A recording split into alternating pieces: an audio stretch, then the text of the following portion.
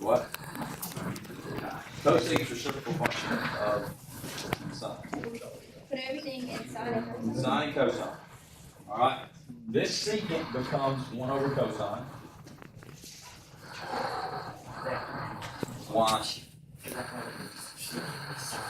No, it's opposite of what you think it should be. It's on your paper. I know, I do it, but I thought that. So cotangent becomes cosine over sine.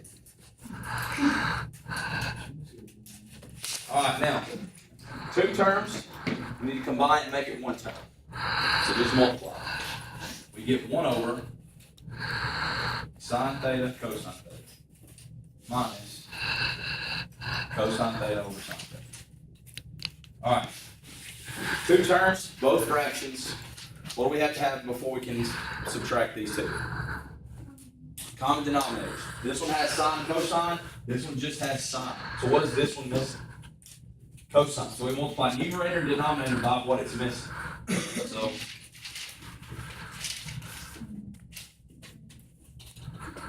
right? Everybody agree with that? Yes. Alright, so this one stays the same. 1 over sine theta cosine theta minus cosine squared over sine theta cosine theta. Now, tell me this. If I have this fraction, if I've got 3/7 minus 1/7, can I combine these two and make this 3 minus 1/7? Yes or no? That's what we do, right? Why can't we do the same thing here? So take this fraction, now that they have common denominators, make it 1 fraction. Take the 2, make it 1. Combine the denominators, we got 1 minus cosine squared theta over sine theta cosine theta. Alright, now, look on the paper I gave you yesterday. In the middle part, Pythagorean identity A. It says sine squared theta plus cosine squared theta equals 1. Correct? No, Yes. we don't know. It does. I gave it to you yesterday. You haven't given us time to look at it. A, Pythagorean identity A, that's what it says, right? Yes. Now, tell me this. If you look at this numerator, I told you we had to be able to manipulate this Pythagorean identity. If you take this A and subtract cosine from both sides, we get sine squared theta equals 1 minus cosine squared theta. Agree? If I subtract cosine from both sides of this equation, we're left with sine squared equals 1 minus cosine squared. Right? Does this look like our numerator? So what does our numerator equal? Sine squared theta. Denominator stays the same. Sine theta, cosine theta. What cancels? With what? This sine cancels out this square. So we're left with sine theta over cosine theta. Well, quotient identity tells us sine over cosine is what?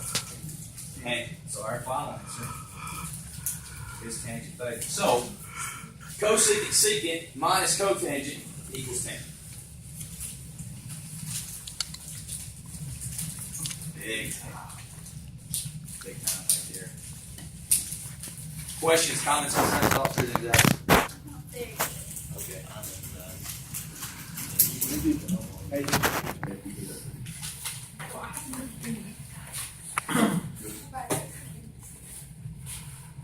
Those taste fun. Go. Don't make it harder than it needs to be.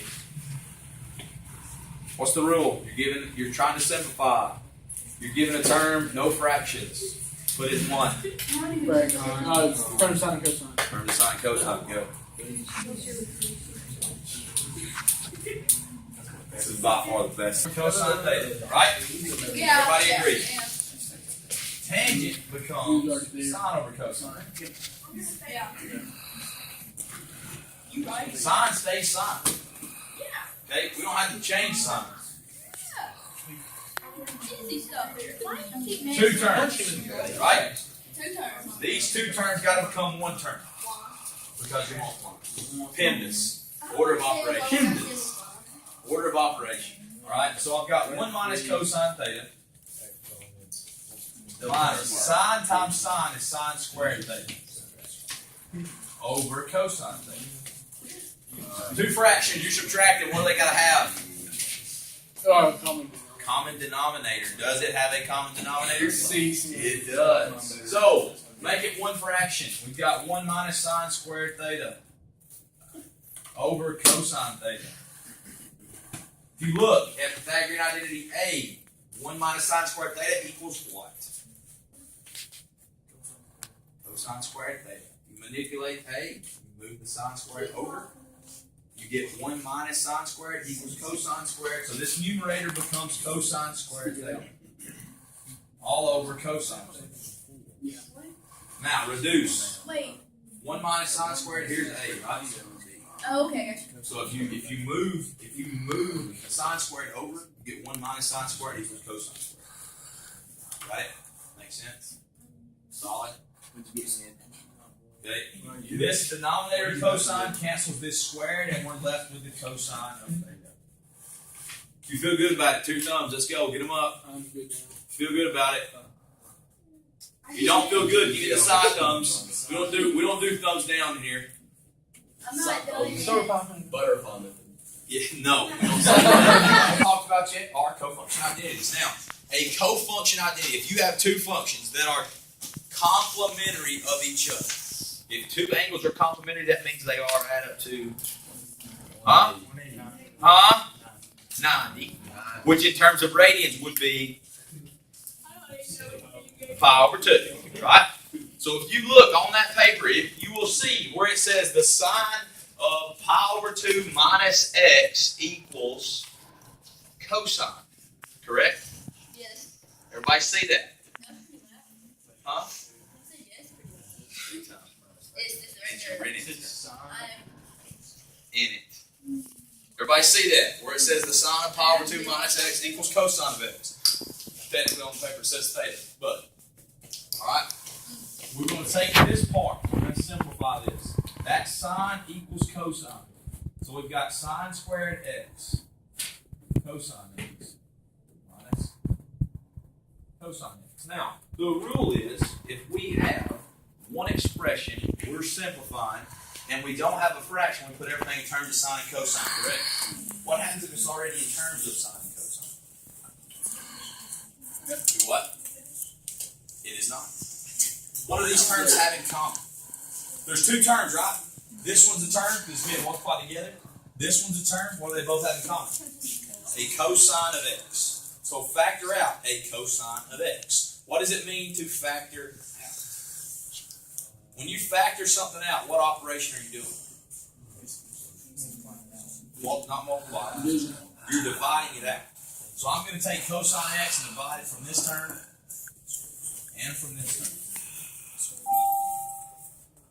Yes, ma'am. Debbie Harris with you. No, ma'am. You're not your right. The last time I seen her, she was checking out, but I don't know. All right, thank you. You're welcome. Have you seen her today? All right. Cosines cancel. She's still here. I haven't seen her in a while. What are we left with? Sine squared. Cosine divided by cosine gives you what? 1. Alright? Now, inside this right here. Okay? Look inside. Look back at Pythagorean identity A. Can we manipulate this Pythagorean identity to look like sine squared minus 1? Yes. How? Negative cosine. Negative cosine squared. If I take this sine squared plus cosine squared, if I move cosine squared over, I get sine squared equals 1 minus cosine squared, right? If I move that 1 over, I get sine squared minus 1 equals negative cosine squared, correct?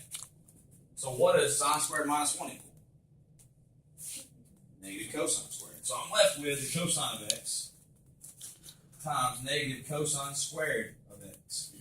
When I multiply that, it's like multiplying two variables with an exponent. If the base is the same, what do you do with the exponents? You add them together. So this becomes negative cosine cubed.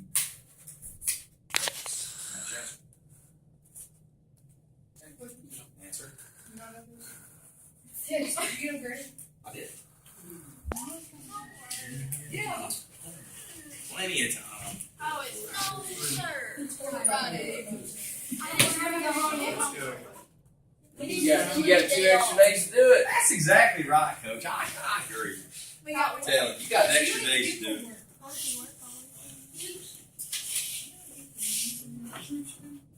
No, you're supposed to be on our side. Hey, I'm over here working problems. All right, go. How do you write it down?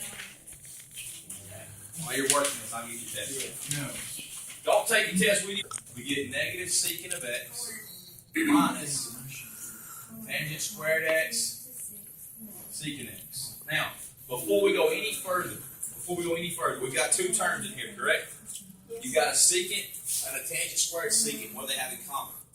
What type of secant? That's negative, that's negative. Right? So factor out a negative secant.